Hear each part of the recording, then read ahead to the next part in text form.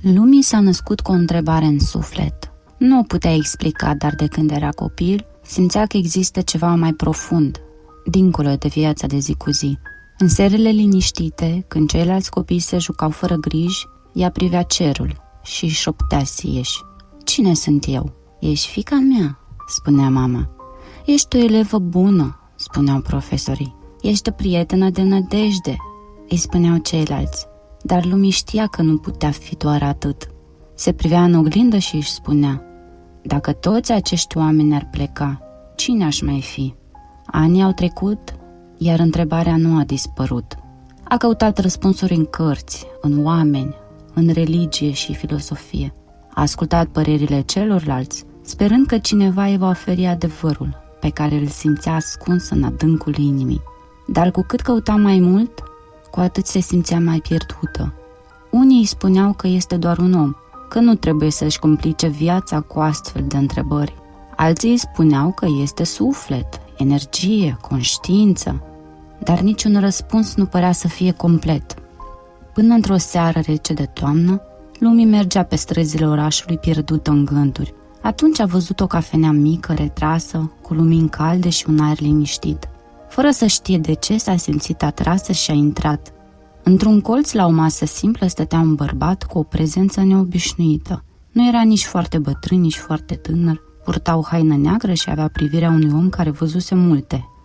Când privirile lor s-au întâlnit, Lumea a simțit că îl știe de o viață. Cauți ceva, nu-i așa?" a spus el cu o voce blândă, dar fermă. Lumea a ezitat, dar apoi a simțit că poate vorbi deschis.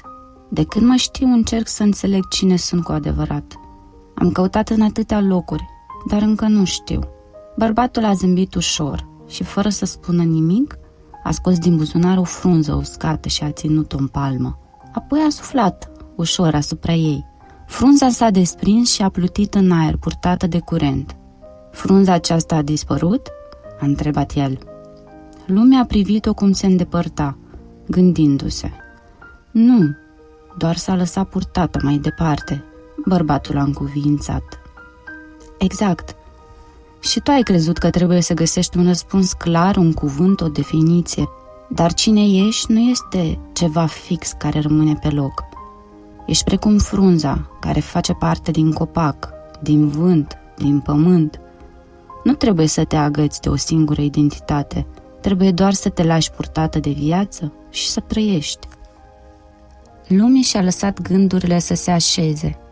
Își petrecuse întreaga viață căutând un răspuns fix, când de fapt adevărul era fluid.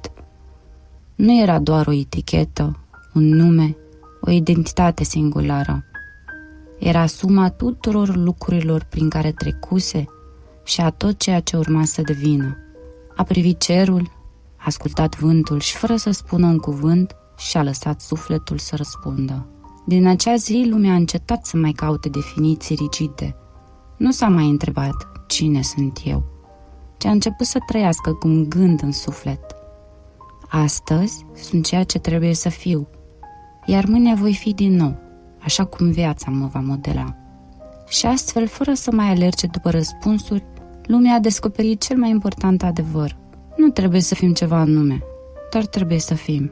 Adevărul despre cine suntem nu poate fi găsit doar în cărți sau în răspunsurile altora, ci în liniștea interioară, în acceptarea că suntem atât lumină cât și umbră, atât formă cât și esență. Pentru că nu suntem un singur lucru, suntem totul.